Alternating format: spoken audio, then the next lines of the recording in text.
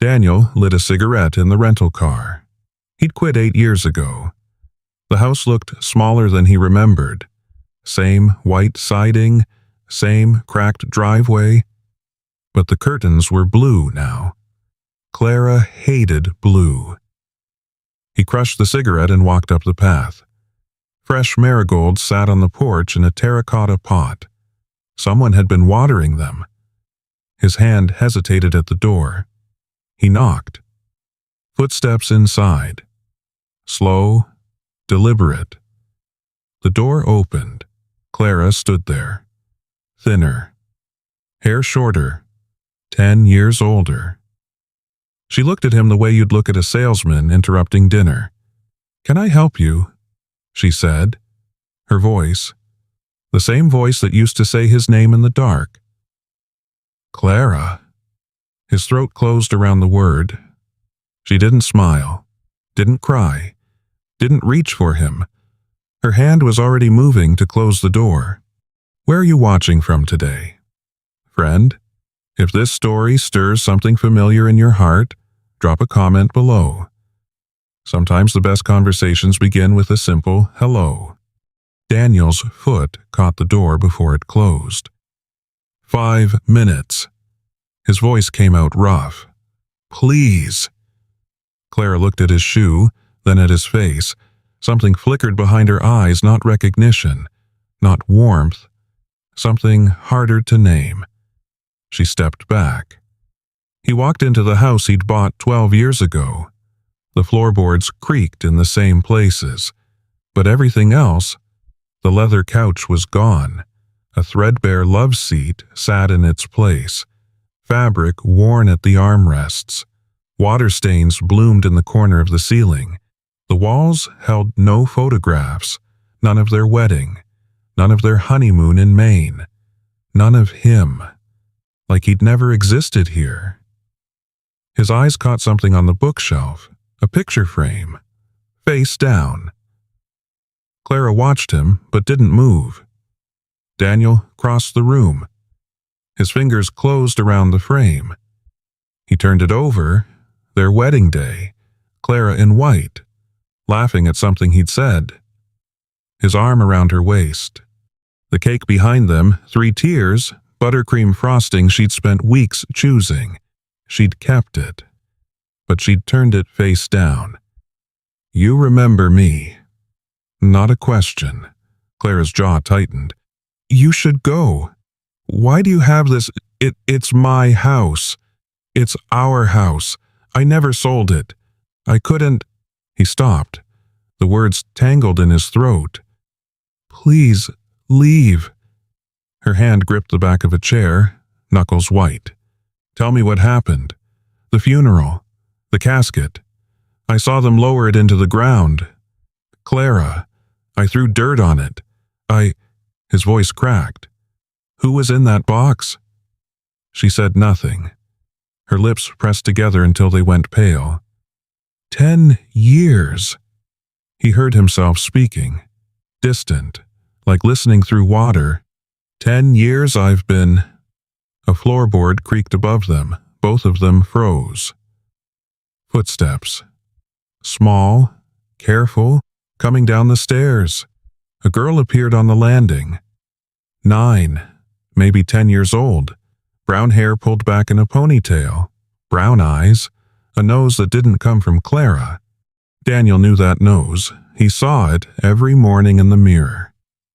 The girl looked at him, head tilted. "Mom," she said. "Who's that?" Clara's face went white. The girl couldn't be older than 9, maybe 10. Daniel's mind did the math before he could stop it. Clara disappeared 10 years ago. If this child was 9... His stomach dropped. "Lily," Clara's voice came out sharp. "Go back upstairs." "But, Mom?" "Now," the girl. Lily didn't move. Her eyes stayed on Daniel, curious and unafraid.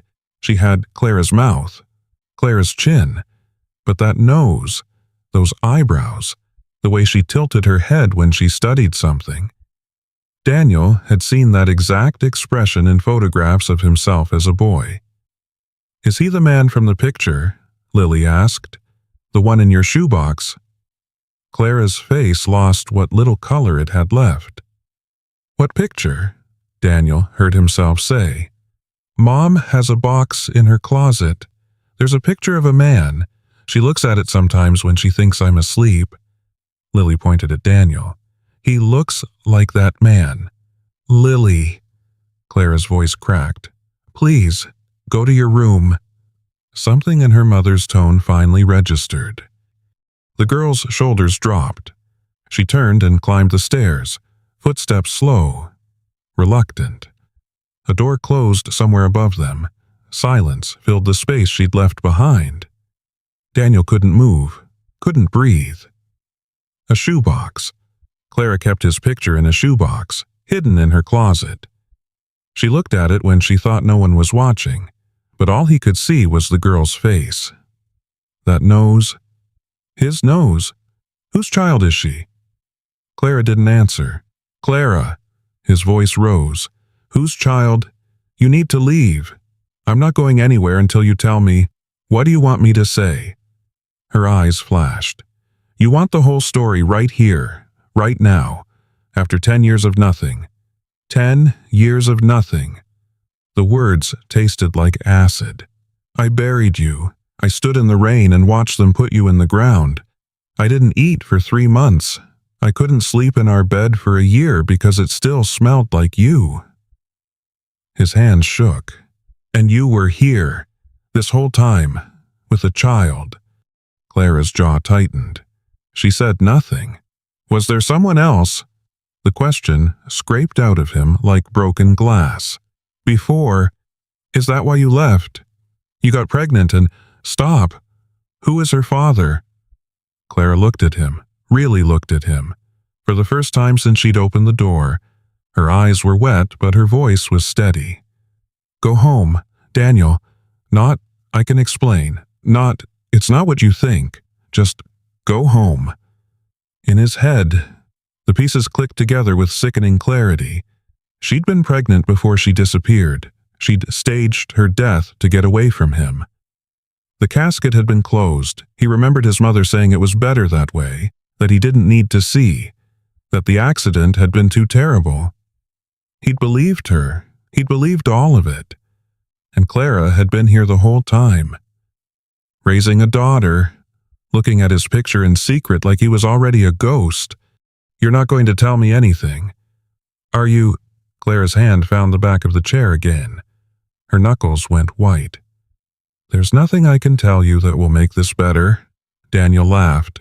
It sounded wrong, hollow, like something breaking inside a locked room.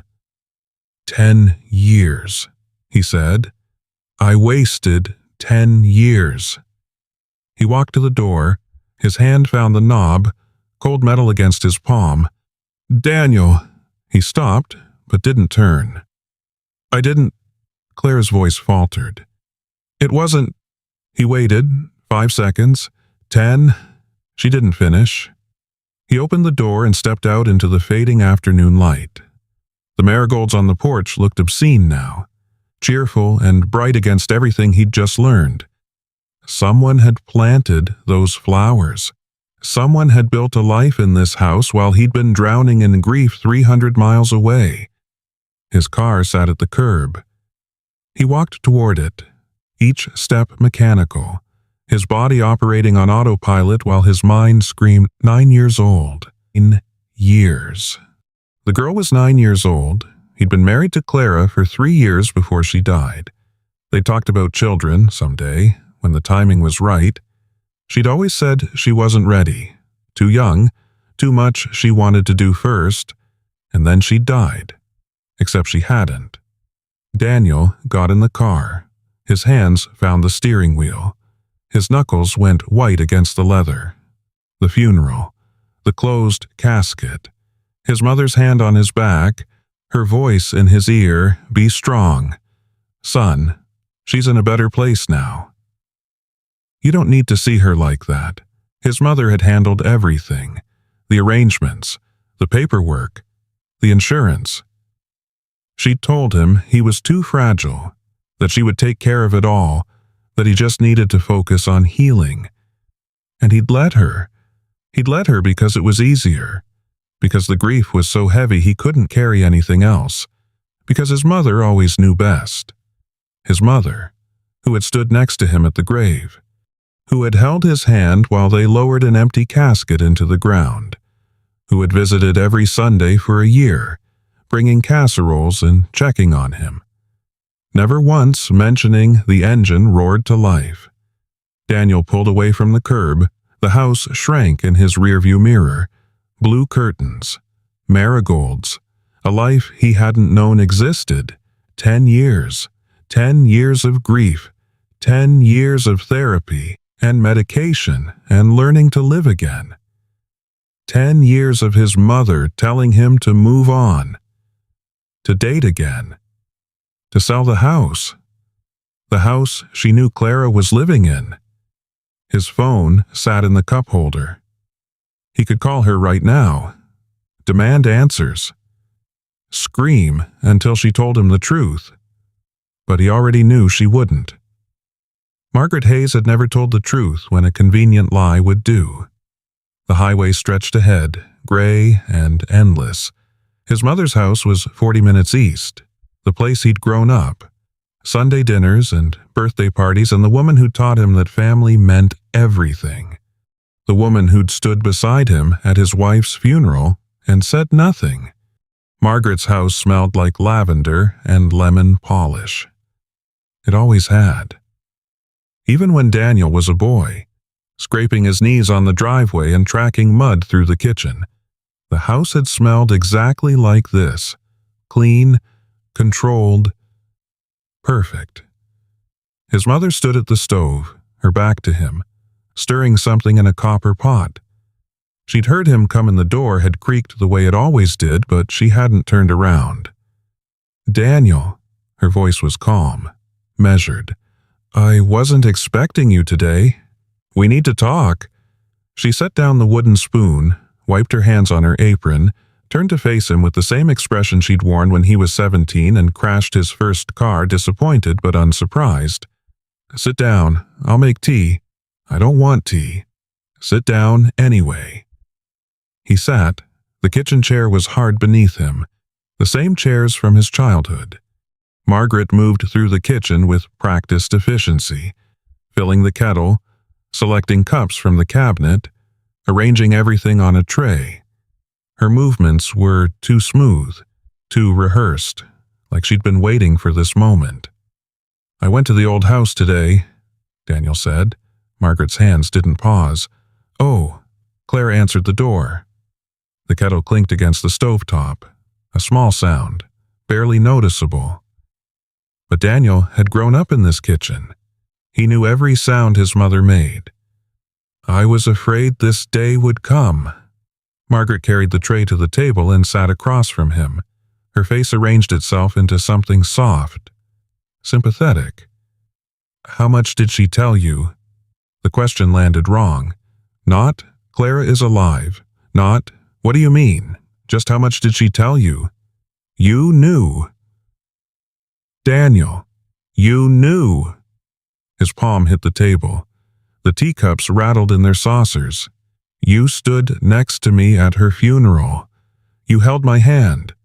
You told me to be strong. And you knew she was alive." Margaret poured the tea. Steam curled up between them. "I knew," she said quietly. "Yes." The admission should have felt like something. Vindication. Rage. Instead, Daniel felt hollow. Empty. Like someone had scooped out his insides and left only the shell. "Why?" Margaret wrapped her hands around her teacup. Her rings caught the light, the diamond from his father, the sapphire she'd bought herself after the divorce. Her fingers were steady. "Clara was not who you thought she was." "What does that mean?" "It means," Margaret sighed, the sound was heavy, practiced. "Before you married her, there were signs. Things I noticed that you were too in love to see. She was secretive, evasive. There were phone calls she wouldn't explain. Times she disappeared for hours, Daniel's jaw tightened. She was planning our wedding. She was busy. She was seeing someone else. The words hung in the air. Daniel heard them, processed them, felt them land somewhere in his chest like a stone dropping into still water. That's not true. I never wanted to tell you this. I hoped you'd never have to know. Margaret reached across the table. Her hand covered his, cool, dry. When the accident happened, when they told us Clara was gone, I had my doubts. The closed casket, the rush to cremate, none of it felt right. You told me not to look. You said it was better. I was protecting you. Her grip tightened. I investigated. Daniel, quietly, after the funeral, when you were struggling, I found out the truth. What truth? Clara staged her death.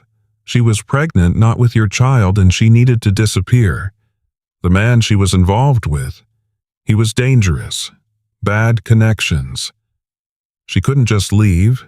There would have been questions, so she fabricated the accident, made everyone believe she was dead, and she ran. Daniel pulled his hand back. His skin felt cold where her fingers had been. The baby, he said. The girl. Not yours. Margaret's voice was gentle, final. I know that's hard to hear, but she looks like me. Children often resemble people who aren't their parents. It doesn't mean she has my nose, my eyebrows, the way she tilts her head. Daniel's voice cracked. I know what I saw. Margaret was quiet for a long moment. She lifted her teacup, took a small sip, set it down precisely in the center of its saucer. Even if that's true, she said carefully, what does it change? Clara deceived you. She let you believe she was dead for 10 years. She raised a child, possibly your child, without ever telling you. Is that the kind of woman you want in your life? I want the truth. The truth is ugly. Daniel, the truth is that your wife was a liar and a coward. She ran when things got difficult instead of trusting you. She let you suffer. Margaret leaned forward. Her eyes were soft, sad, maternal. I watched you fall apart after she died. 3 months. You didn't eat. You lost 20 pounds. You sat in that apartment and stared at the walls. I thought I was going to lose you. Daniel's throat tightened. I did what I had to do to protect you. Margaret's hand found his again. I kept this from you because you weren't strong enough to handle it, because the truth would have destroyed whatever was left of you, and because, her voice wavered, just slightly, just enough, because you're all I have. Daniel, I couldn't watch you suffer more than you already had. The words settled over him like a blanket, heavy, suffocating, but warm. His mother had lied to him for 10 years, but she'd done it because she loved him, because she was protecting him, because she'd seen him breaking and couldn't bear to make it worse. Clara was the villain here. Clara, who had faked her death. Clara, who had kept secrets. Clara, who had looked at him today like he was a stranger. What should I do? Margaret squeezed his hand. Move on. The way you should have moved on years ago. Sell the house. Forget you ever saw her. Build a life with someone who deserves you. Daniel nodded. The motion felt mechanical, automatic. I should go. Stay for dinner. I'm making your favorite. Another time. He stood. His legs felt weak, unreliable. Margaret walked him to the door, her hand on his back. The way she'd walked him to his first day of school. The way she'd walked him to his car after Clara's funeral. Call me tomorrow, she said. We can talk more. When you've had time to process. Yeah. Daniel stepped onto the porch. The evening air was cool against his face. Yeah, I'll call. He was halfway to his car when it hit him. She hadn't asked about the child. His mother, the woman who cooed over every baby in every grocery store, who sent birthday cards to his cousin's children she'd never met, who always asked, "How are the little ones?" whenever anyone mentioned kids hadn't asked a single question about Lily, not her name, not her age, not what she looked like, not whether she was healthy, nothing, like she already knew. Daniel didn't sleep that night. He sat in his hotel room with his laptop open, the blue light harsh against his face. Outside, trucks rumbled past on the highway. Inside, the ice machine hummed through the wall every 20 minutes. His whole life, he'd let other people tell him what to believe. His mother, his teachers, his bosses. Clara. Not anymore. He typed the address into the county property records database, the old house, the house he'd bought with Clara 3 years into their marriage. The results loaded slowly. Daniel's fingers drummed against the desk. Owner Daniel James Hayes. He stared at the screen. He'd never sold it. After Clara's death, after what he'd thought was Clara's death, his mother had handled everything. The estate, the insurance, the accounts. She'd told him she'd taken care of the house, found a property management company, rented it out. He'd signed papers. He couldn't remember what they'd said. But according to the county, the house was still in his name, never transferred, never sold. He scrolled down. Tax records, utility connections. Billing address for all utilities, 447 Maple Drive. Greendale, his mother's house. The cursor blinked. Daniel read the line again. And again. Margaret had been receiving the bills for a house Clara was living in for 10 years, which meant Margaret had been paying those bills, which meant he closed the laptop. The room felt smaller suddenly, the walls pressing in. His mother hadn't just known Clara was alive. She'd been funding Clara's life, every month, for a decade. Why? The question circled his brain like a dog chasing its tail. He paced the room. 12 steps, wall to wall. The carpet was thin beneath his feet, the padding worn through in spots. Clara was the liar. Clara had staged her death. Clara had kept his daughter from him. That's what his mother had said. That's what made sense.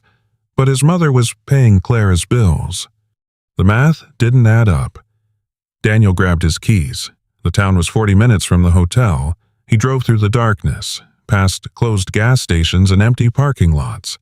The highway stretched ahead, 2 lanes of nothing, his headlights cutting through the black. He reached the town as the sun came up. Pink light spilled across the main street, catching the windows of shops just starting to open. A diner, a hardware store, a post office with an American flag hanging limp in the windless morning, and a small grocery store with a hand-painted sign, Murphy's Market. Daniel parked across the street. Waited. At 7:15, an old woman unlocked the front door. White hair pinned back, apron already tied around her waist, she moved slowly, deliberately, propping the door open with a brick. Daniel crossed the street. The store smelled like sawdust and overripe fruit. Wooden shelves lined the walls, stocked with canned goods and bags of flour and boxes of cereal that looked like they'd been there since the 90s. The old woman stood behind the counter, arranging cigarettes in a display case. "Help you?" She didn't look up. "I'm looking for information about someone who lives here. A woman named Clara, brown hair, has a daughter, maybe 9 or 10 years old." The woman's hands paused on the cigarettes. She looked at him over the top of her reading glasses. "You a cop?" "No." "Reporter?" "No. I'm—" Daniel hesitated. "I used to know her, a long time ago." The woman studied him for a long moment. Her eyes were sharp, quick, taking in details. His clothes, his posture, the way his hands couldn't quite stay still. "That girl's been coming in here every Tuesday for 10 years, she said finally. "Oatmeal, milk, apples. Same thing every week. Never complains, never smiles much either. She tilted her head. You know her. I was married to her. The woman's eyebrows rose. Was she left a long time ago? I thought she was dead. The old woman was quiet for a moment, then she shook her head slowly. She ain't dead. She's been living up on Birch Lane since I can remember. Just her and that little girl. No man around, far as I can tell. Daniel's chest tightened. No one. In 10 years. Not that I've seen. Not that anyone's seen. The woman shrugged. She's got money coming in from somewhere, though every month, right on schedule, bank transfer. She mentioned it once, said someone back home was helping out. Never said who. Did she say anything else about where she came from? Why she's here? The woman's eyes narrowed. Then something in her face softened. She dropped a picture once, she said quietly. Fell right out of her wallet onto my counter. A man. Dark hair. She grabbed it like I was gonna steal it. The woman shook her head. Never saw someone hold on to something that tight. Like she was holding on to a ghost. Daniel's throat closed. That was me, he managed. The picture. That was me. The woman nodded slowly. I figured. You got that same look she does, like you're carrying something heavy. She reached under the counter and pulled out a slip of paper. Post office is 2 doors down. Ruth handles all the billing stuff for folks around here. She might know more than I do. Daniel took the paper. His fingers were numb. Thank you, son. The woman's voice stopped him at the door. That girl's been here 10 years, alone, raising a child. Whatever happened between you two, she didn't look like someone running from a man. She looked like someone waiting for one. She paused. Might be worth thinking about. The post office was small, barely bigger than a closet. Ruth was a heavy woman in her 60s with bifocals and a cross around her neck. She looked up when Daniel walked in. Help you? I'm trying to find information about billing records for a property. My wife... He stopped. Started again. I own a house on Birch Lane. My wife lives there. We've been separated for a long time. Ruth's eyes moved over his face. You got ID? Daniel pulled out his driver's license. His hands were steadier now. Ruth examined it, then looked at him again. You're the one on the deed, she said slowly. Daniel Hayes. I've seen that name on the paperwork for years. The bills. Where do they get sent? Ruth hesitated. Her fingers tapped against the counter. Please. Daniel heard the desperation in his own voice. She's my wife. I haven't seen her in 10 years. I just need to understand what happened. Ruth looked at him for a long moment, then she pulled out a binder and flipped through it. Bills go to an address in Greendale, she said finally. 447 Maple Drive. Been that way since she moved in. Someone else pays them, I guess. Someone who wanted to make sure she was taken care of. 447 Maple Drive. His mother's address. Confirmation of what he already knew. Daniel walked outside. The morning sun was fully up now, warm on his face. Main Street was coming alive, a few cars. A woman walking a dog. A teenager on a bicycle. Normal. Ordinary. A town going about its day. He drove past Clara's house on his way out of town. Didn't stop, just slowed enough to see through the window. Clara and Lily sat at a small table, eating breakfast. 2 bowls, 2 glasses of juice. Clara said something, and Lily laughed a bright, sudden sound that Daniel could almost hear through the glass. They looked happy, normal, a mother and daughter starting their day. His mother had paid for all of it. 10 years of breakfasts. 10 years of ordinary mornings. 10 years that Daniel had never been part of. His phone buzzed. A text from Margaret. Thinking about you. Call me when you're ready to talk. Love you. Daniel stared at the message. His thumb hovered over the reply button. Then he turned off his phone and headed back toward Clara's house. This time, Daniel didn't push. He parked at the curb and walked to the door and knocked. Then he stepped back, hands at his sides, waiting. The curtain in the front window moved, Clara's face appeared, disappeared. Footsteps approached the door. It opened. Clara looked at him. He looked back. Neither spoke. Lily's at school, she said finally. I know. I waited until I saw the bus. Something flickered across her face. Surprise, maybe, or caution. What do you want? Daniel, the truth. He kept his voice steady, calm. My mother pays your bills. She's been paying them for 10 years. She told me yesterday that you faked your death because you were having an affair. That the baby isn't mine. He paused. I don't believe her. Clara's hand tightened on the doorframe. Why not? Because she didn't ask about Lily. Not her name, not her age, not anything. Like she already knew everything there was to know. Daniel met her eyes. And because the woman in that grocery store said you've been looking at my picture, like you're holding on to a ghost. Clara didn't move. Didn't speak. The morning sun caught the gray in her hair, more gray than he remembered, more than 10 years should have put there. Can I come in? He asked. She stepped back. The kitchen was warm. Coffee sat on the counter, steam rising from a half-empty mug. Clara poured a second cup without asking and set it on the table. Daniel sat. She sat across from him. I know your mother pays the bills, Clara said. I've known since the beginning. Why? Because that was the deal. Daniel's hands wrapped around the mug. The ceramic was hot against his palms. What deal? Clara looked at her coffee. Her finger traced the rim of the cup, around and around. Do you remember that night, the party at Henderson's, 2 weeks before I died? Daniel frowned.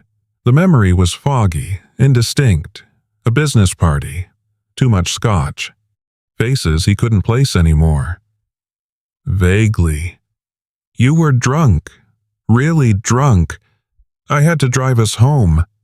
Clara's voice was flat, controlled. You talked to someone that night. A man. Marcus Webb. He was a client of yours. I think, or trying to be. The name tugged at something in Daniel's memory. Webb, dark hair, too white smile. Something off about the way he moved, the way he watched people. I remember him. You told him about me. About us. About our house. Clara's finger stopped moving. You told him our address. You told him I'd be alone the next week while you were in Chicago. Daniel's stomach dropped. Clara. He showed up 3 days later. Her voice didn't waver. At the door, smiling, said you'd invited him, said you'd told him to stop by, get to know your wife, maybe talk some business. She looked up. Her eyes were dry, hard. I didn't let him in, but he came back. And again, left notes, called the house, sat in his car outside for hours, and Daniel couldn't breathe.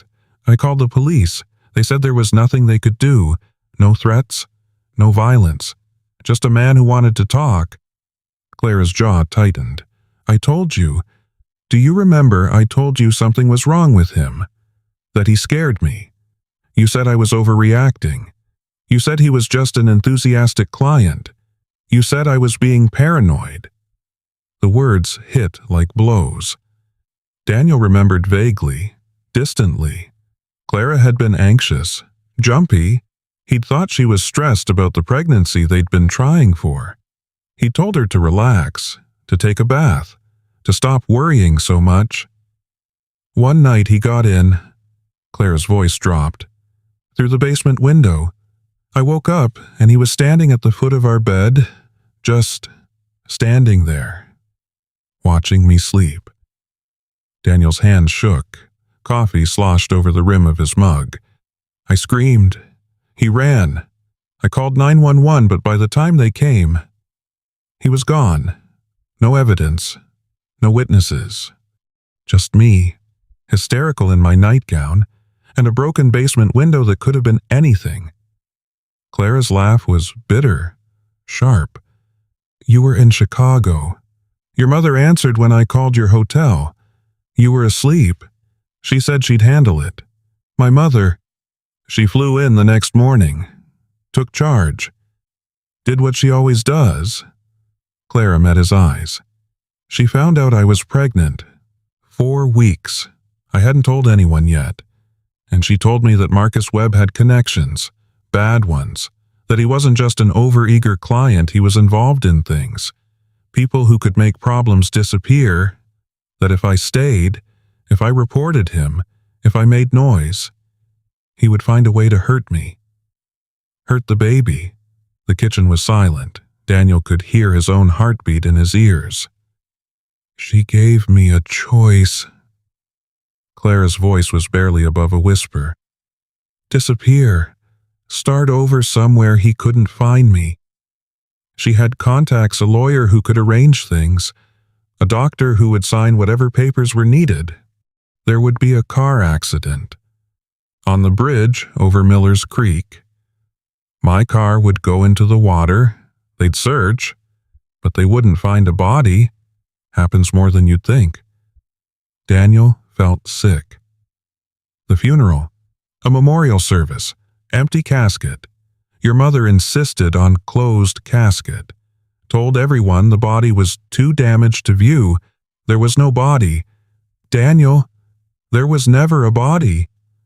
Clara's hands flattened on the table. She set me up here. New name, new documents, a monthly transfer to cover expenses, and one condition. What condition? I could never contact you. Ever. If I did, if I reached out, if I told you the truth, she said she would use her money and her lawyers to take Lily from me. She said no judge would give custody to a woman who had faked her own death, abandoned her husband, lived under a false identity. She said she would destroy me. Daniel's chair scraped back. He stood. His legs felt weak. That's not she wouldn't. She did. Clara stood too. She called every month for the first 3 years, checking in, making sure I was following the rules. After that, it was just the money. Every month. Like clockwork. A reminder that she was watching. That she owned my silence. Why didn't you tell me after the threat was gone, after Webb was out of the picture? Because he wasn't out of the picture. Not for years. Clara's voice cracked for the first time. Your mother kept tabs. She'd call and tell me where he was, what he was doing, remind me what he was capable of. And by the time he finally went to prison, some fraud thing, 5 years ago, I'd been here so long. Lily was 4. She had a life, friends, a school she loved. You could have called me then. Could I? Clara's eyes flashed. You didn't look for me. Daniel, not once. I watched the news for 2 years waiting for a story about a husband who wouldn't accept his wife was dead. Waiting for you to show up at the door. To find me. Her voice broke. You didn't come? The words landed like a knife in his chest. I thought you were dead. Because you believed them. Your mother, the funeral home, the closed casket nobody bothered to question. Clara stepped closer. You didn't ask. Daniel, you didn't demand to see the body. You didn't hire anyone to investigate. You just let them tell you what to believe. And you moved on? I didn't move on. I fell apart. And then you put yourself back together, and you sold the company, and you moved to the city, and you built a whole new life. Her voice was quiet now, tired. I watched, from here. Your mother sent updates sometimes, just to remind me what I was missing, what I'd given up. Daniel's throat closed. You could have reached out. After 5 years, after Webb was gone. You could have. I was angry. The words came out raw. I was so angry. Daniel, 10 years of silence. 10 years of raising your daughter alone. 10 years of looking at your picture and wondering why you never came. She wiped her eyes with the back of her hand. I thought you knew. I thought Margaret had told you, and you'd chosen to stay away. I thought... Her voice cracked. I thought you didn't want us. The kitchen was quiet. The coffee had gone cold. Outside, a car drove past, music playing through open windows. Daniel looked at this woman, his wife, the mother of his child, the woman he'd mourned for a decade, and saw something he hadn't seen before. She wasn't just a victim. She'd made a choice, too. You thought I knew, he said slowly. And you were angry, so you didn't reach out.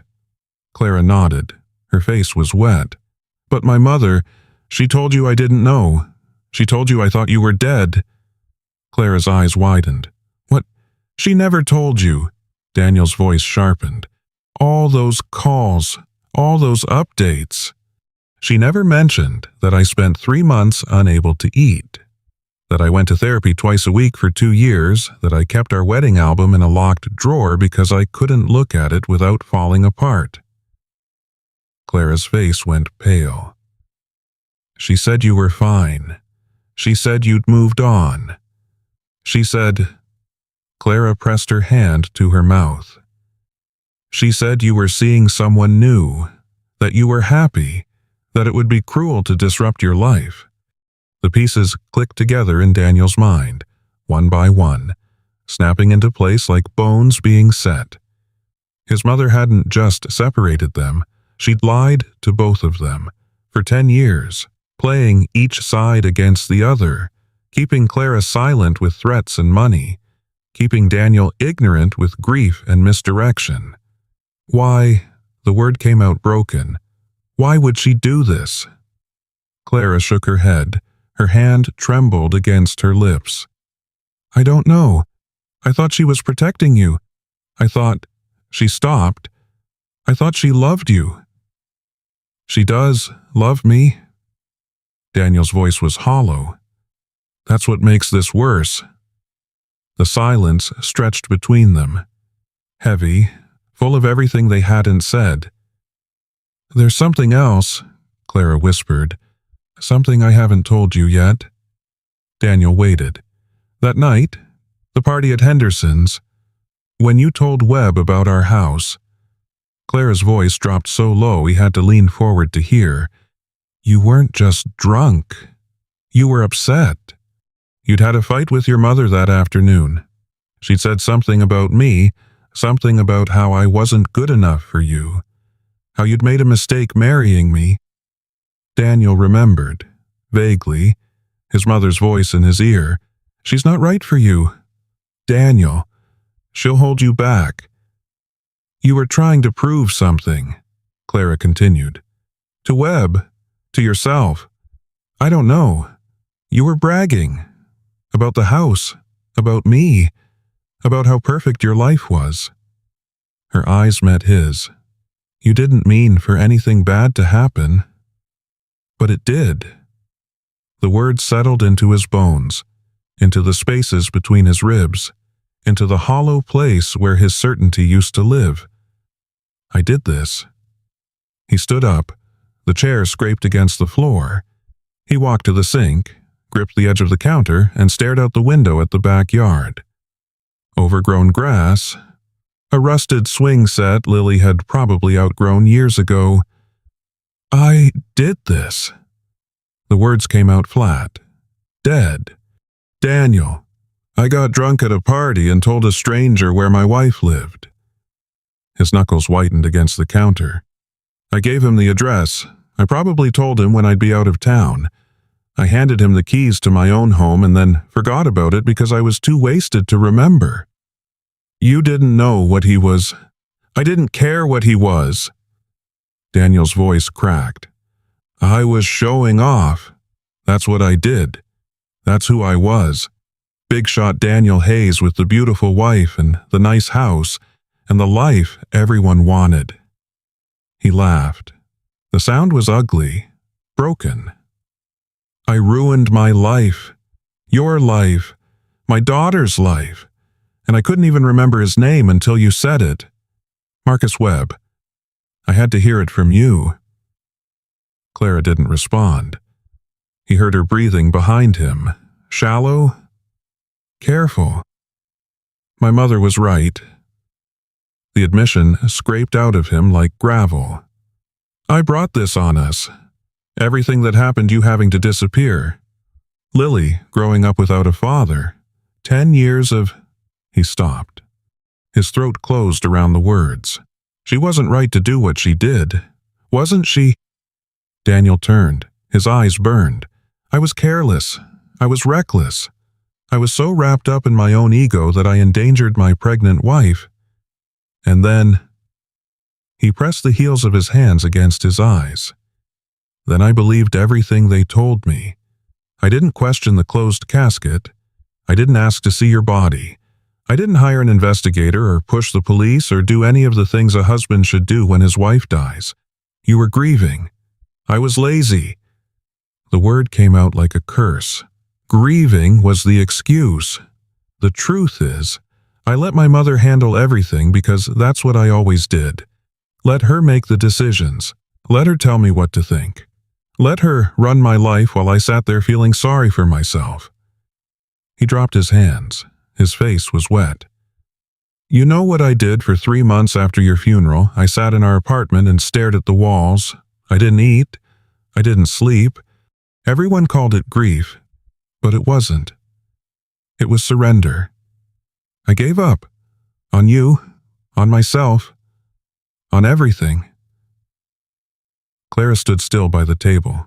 Her arms crossed over her chest. Her face was pale, but her eyes were clear. Watching him. You want to know the worst part? Daniel's voice dropped. The thing that makes me sick when I think about it. He waited. She didn't ask. I was relieved. The word fell into the silence like a stone into still water. Not at first. Not consciously. But somewhere, underneath all the grief and the guilt and the self-pity, he couldn't look at her. Part of me was relieved, because being a husband was hard. Being responsible for someone else's happiness was hard. And now I didn't have to try anymore. I could just stop. Clara made a small sound. Not a word. Just a breath. My mother saw it. She must have. She knew I wasn't going to look for you because she knew I didn't want to find you. Not really. Finding you would have meant facing what I'd done. Facing who I was. Daniel's legs gave out. He slid down against the cabinet until he was sitting on the floor, his back against the wood, his knees drawn up to his chest. I let you go because it was easier than fighting for you. The kitchen was quiet. The refrigerator hummed. Somewhere outside, a dog barked. Clara moved. Her footsteps crossed the floor. She lowered herself down beside him, her back against the cabinet next to his. They sat there, side by side, not touching, staring at the opposite wall. I should have reached out, she said quietly. After Webb went to prison, after the danger was gone, I could have found a way. Written a letter, shown up at your door. Something. Why didn't you? Because I was angry. Her voice was steady. Not just at your mother, at you. For not looking, for not questioning, for moving on when I was stuck here. Frozen, waiting for something that never came. She paused. And because I was afraid. Of what? That you'd choose her. Clara's head turned. Her eyes met his. You always chose her, Daniel. Every fight we had about your mother, you took her side. Every decision. Her opinion mattered more than mine. When she said I wasn't good enough for you, you never told her to stop. You just let her. The accusation landed like a blow, because it was true. I told myself I was keeping the peace. That's what I said. Daniel's voice was hollow. But I wasn't. I was choosing the path of least resistance, just like I always did. So, we both failed. Clara's shoulder touched his, barely. You didn't look for me because it was easier not to. I didn't reach out because I was too angry and too scared. And your mother... She stopped. My mother played us both. Daniel closed his eyes. She lied to you about me. Lied to me about you. Kept us apart for 10 years because she could. Because we let her. What do we do now? Daniel opened his eyes, turned his head. Clara was right there, close enough to touch. The face he'd mourned for a decade. Older now, worn, but still Clara. I need to talk to her, he said. My mother, I need to hear her say it. And then, I don't know. He pushed himself up from the floor. His body felt heavy, old, like he'd aged 20 years in the last hour. He held out his hand. Clara looked at it for a moment. Then she took it. He pulled her to her feet. They stood facing each other in the kitchen. Two people who had been married. Two people who had been strangers. Two people who were something in between, now something without a name. I'll come back, Daniel said. After I talk to her, if you want me to. I want you to... Clara's hand was still in his. But Daniel... What? Don't let her explain it away. Don't let her make you feel sorry for her. Clara's grip tightened. She's had 10 years to practice her story. She knows exactly what to say to make you forgive her. Don't let her. Daniel nodded. He released her hand. At the door, he paused. The picture in the shoebox, the one Lily mentioned. He didn't turn around. How often did you look at it? Clara was quiet for a long moment. Every night, she said. For the first 5 years, less after that, but I never stopped completely. Daniel stepped out into the gray afternoon. The door closed behind him. His mother's house was 40 minutes away. 40 minutes to figure out what he was going to say. 40 minutes to prepare for a conversation that would change everything. 40 minutes to decide if he was still the man who took the easy path or if he could finally become someone else. Margaret was pruning roses when Daniel pulled into the driveway. She looked up, shears in hand, and smiled. The same smile she'd given him his whole life. Warm, welcoming. The smile of a mother who had only ever wanted what was best for her son. Daniel turned off the engine, sat in the car for a moment, watched her through the windshield. She was 72 years old. Her hair had gone white in the years since his father left. Her hands, once elegant, were spotted with age. She looked fragile, standing there in her garden, surrounded by the roses she'd tended for 40 years. She looked like someone's grandmother. She looked like someone who would never hurt anyone. Daniel got out of the car. Twice in 2 days, Margaret said. She set down the shears and pulled off her gardening gloves. I must be doing something right.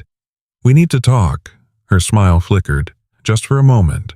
Then it was back, steady and sure. Come inside, I'll make... No tea. Daniel's voice was calm. He'd practiced this on the drive over.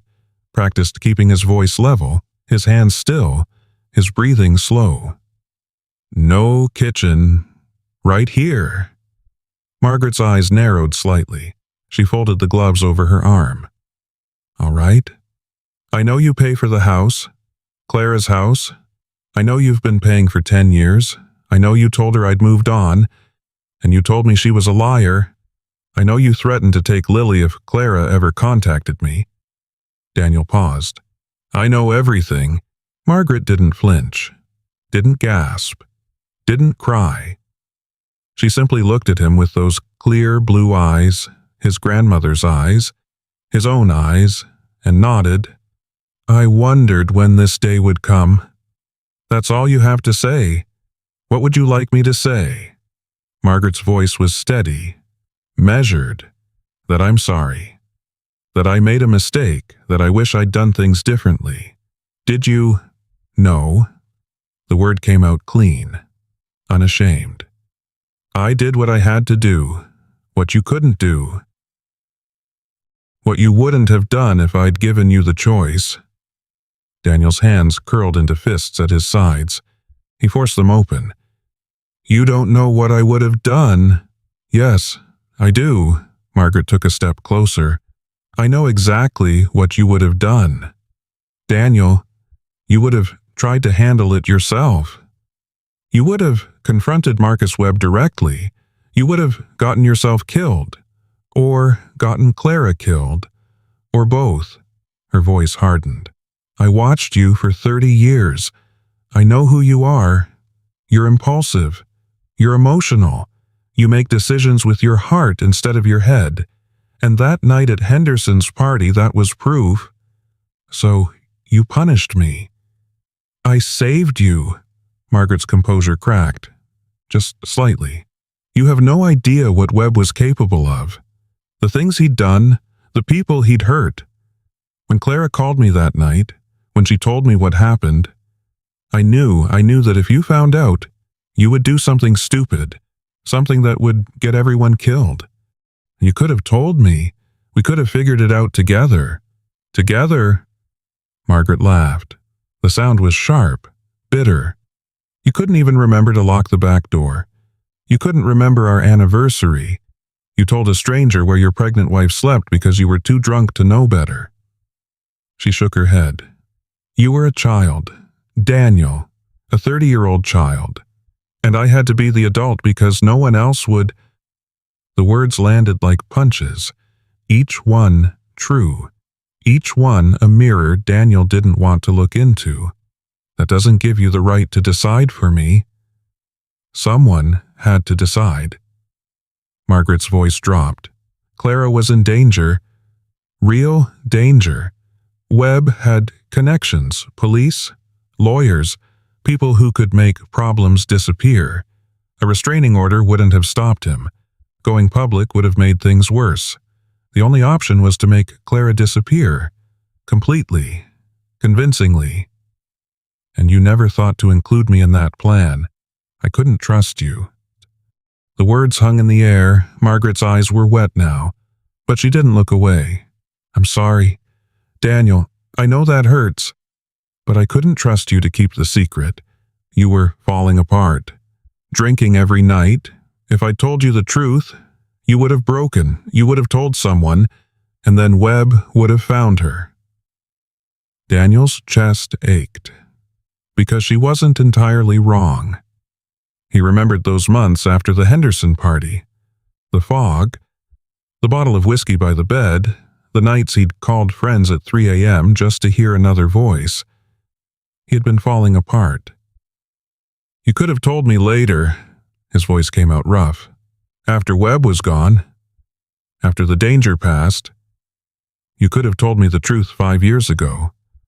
Margaret was quiet for a long moment. Yes, she said finally. I could have. Why didn't you? She looked at the roses, her roses, the ones she'd planted the year Daniel was born. Because I was angry. The admission fell into the silence like a stone. Angry at who? At you, Margaret's voice broke. At you, Daniel, for being careless, for being reckless, for putting that girl in danger because you couldn't keep your mouth shut at a party. She pressed a hand to her chest. I loved Clara. Do you understand that I loved her?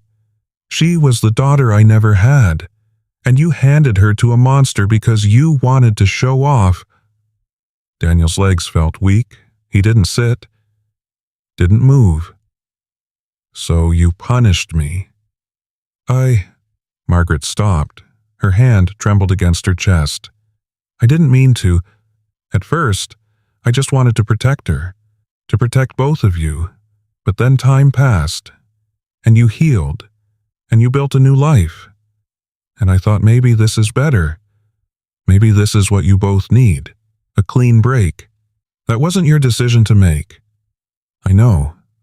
Margaret's eyes opened. Wet, red-rimmed. I know that now. I've known it for years. But by then it had been too long. Too many lies. I didn't know how to undo it. You could have tried. I was afraid. The words came out small. Broken. Afraid you would hate me. Afraid Clara would take Lily and disappear again. Afraid I would lose. Her voice cracked. You're all I have. Daniel. After your father left. After my friends died. You're all I have left. Daniel looked at his mother. This woman who had controlled his life for 40 years. Who had lied to him. Manipulated him. Stolen a decade from him. And he saw her clearly for the first time. She was afraid. She had always been afraid. Afraid of losing control. Afraid of being abandoned. Afraid of being alone. I don't hate you. The words came out quiet, steady. I wish I did. It would be easier, but I don't. Margaret's face crumpled. I understand why you did it. Part of me even understands why you kept doing it. Daniel took a breath. But I can't trust you anymore. Not the way I used to. And you don't get to make decisions for me anymore, ever. Daniel! No. He cut her off. You did what you wanted. You wanted control. You always did. And I let you have it because it was easier than thinking for myself. He paused. That stops now. What are you going to do? I'm going back to Clara's house. I'm going to try to build something with my daughter. I don't know if it will work. I don't know if Clara will ever forgive me, or if I'll ever forgive myself. He paused. But I'm going to try, on my own, without you deciding what's best. Margaret reached for him. Her hand stopped in midair. Will I see you again? I don't know. Daniel turned toward his car to... Maybe, eventually, but not now, not for a while. Daniel... Her voice stopped him. I'm sorry. I know that doesn't fix anything. I know it's too late. But I'm sorry. He didn't turn around. I know you are. The drive back took 40 minutes. Rain started halfway there, a light drizzle that grew heavier as he drove. By the time he pulled up to the curb, water was streaming down the windshield. He sat in the car and watched the rain. His mother was alone now. In that big house with her roses and her lies. She would stay there, he knew, tending her garden, waiting for a phone call that might never come. Part of him wanted to go back, to comfort her, to tell her it would be all right. But that was the old Daniel, the one who took the easy path. He got out of the car, the rain soaked through his shirt in seconds. He walked up the path, past the marigolds, to the door. He raised his hand to knock. The door opened before he could. Lily stood there, still in her school clothes.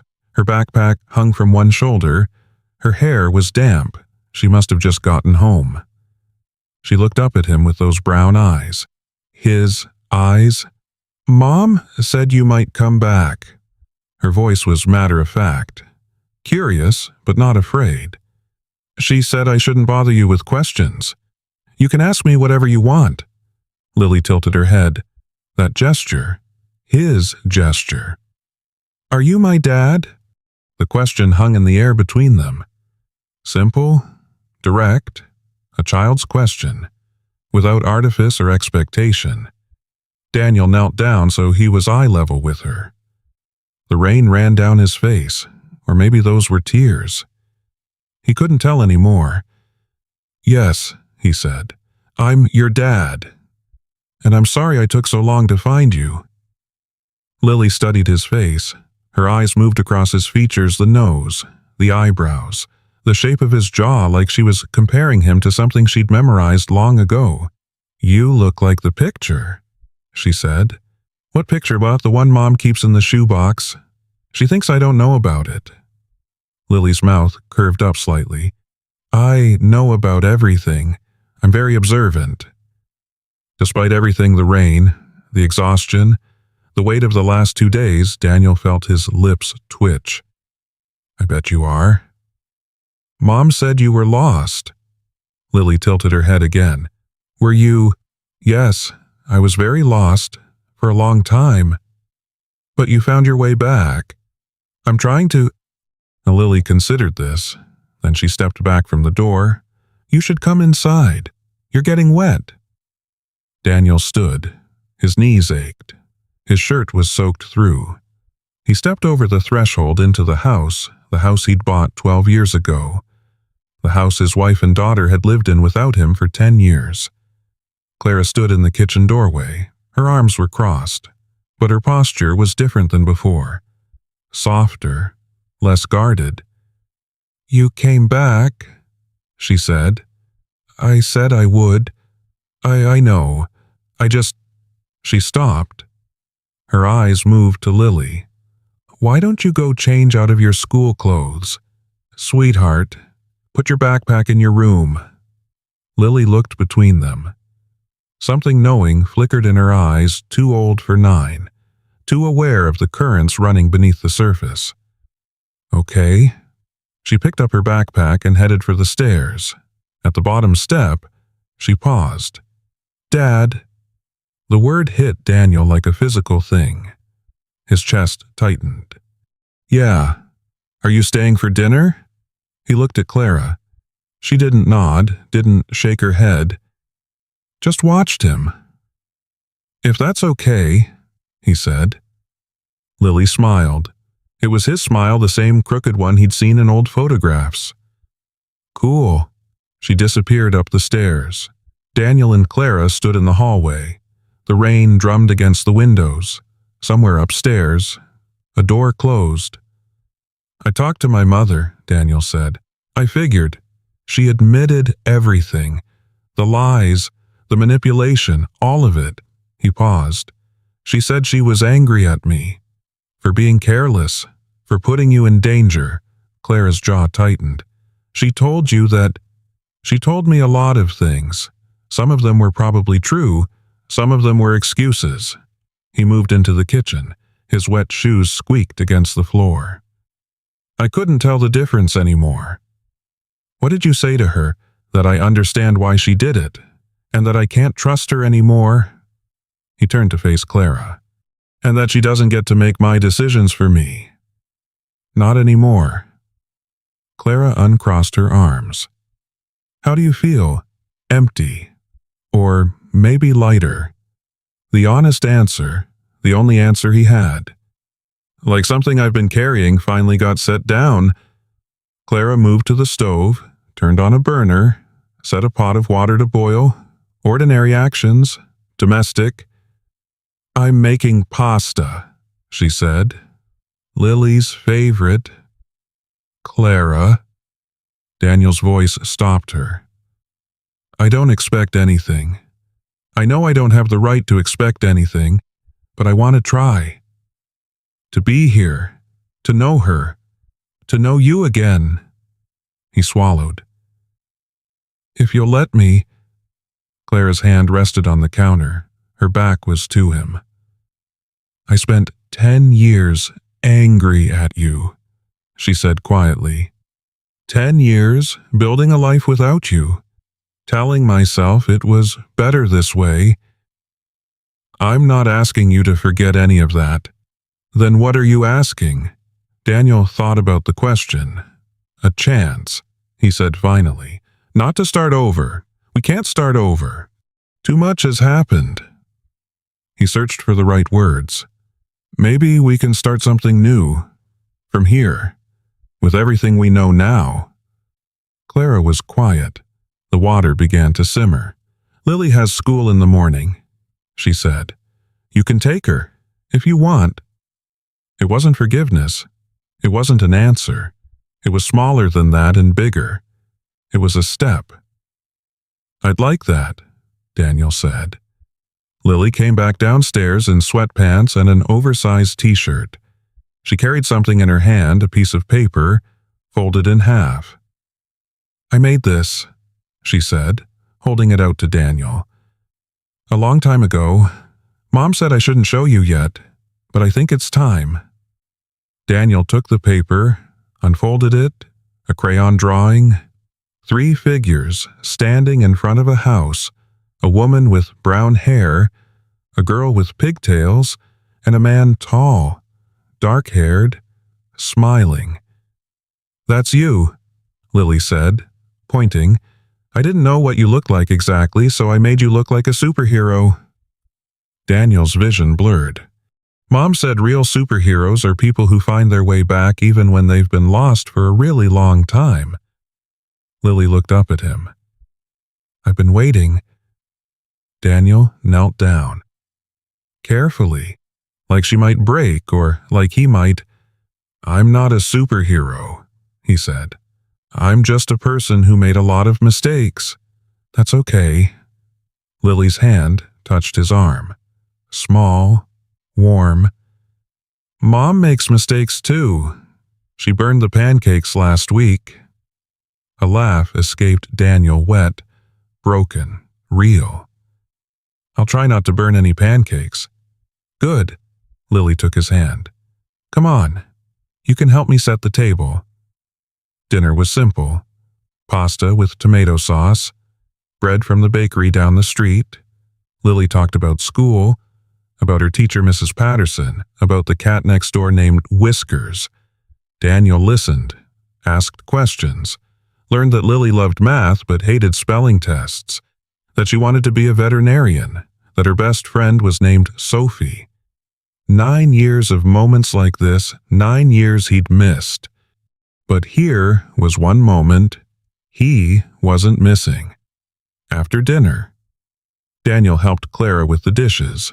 They stood side by side at the sink, shoulders almost touching. Outside, the rain had stopped. Stars were visible through the breaking clouds. "I should go," Daniel said. "Let you both get some sleep." Clara dried her hands on a towel. "You'll come back tomorrow to take her to school." "Yes." "And after that, I don't know. One day at a time." Clara nodded slowly. Something shifted in her face, not forgiveness. Not yet, but something close to it. "One day at a time," she repeated. Daniel walked to the door. Lily was already upstairs. He could hear her footsteps in her room. "Daniel?" Clara's voice stopped him. He turned. "I'm glad you came back," she said. "I'm glad you found us." "So am I." He stepped outside. The air was clean after the rain, cool against his skin. He walked to his car, opened the door, paused.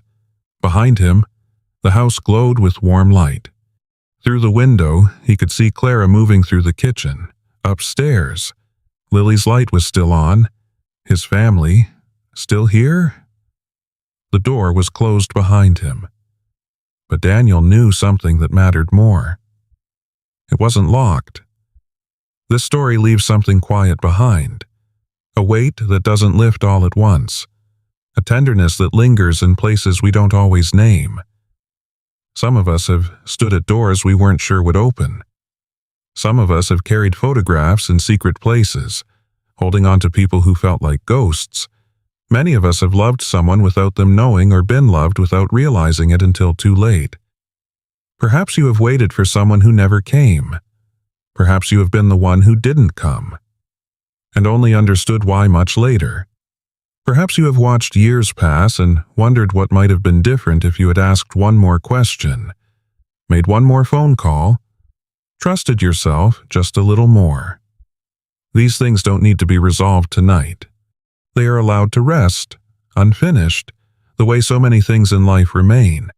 Not everything requires an answer. Not everything broken needs to be fixed before we can find peace. It is enough to sit with what we feel. It is enough to know we are not alone in feeling it. Thank you for being here. Thank you for staying until the end.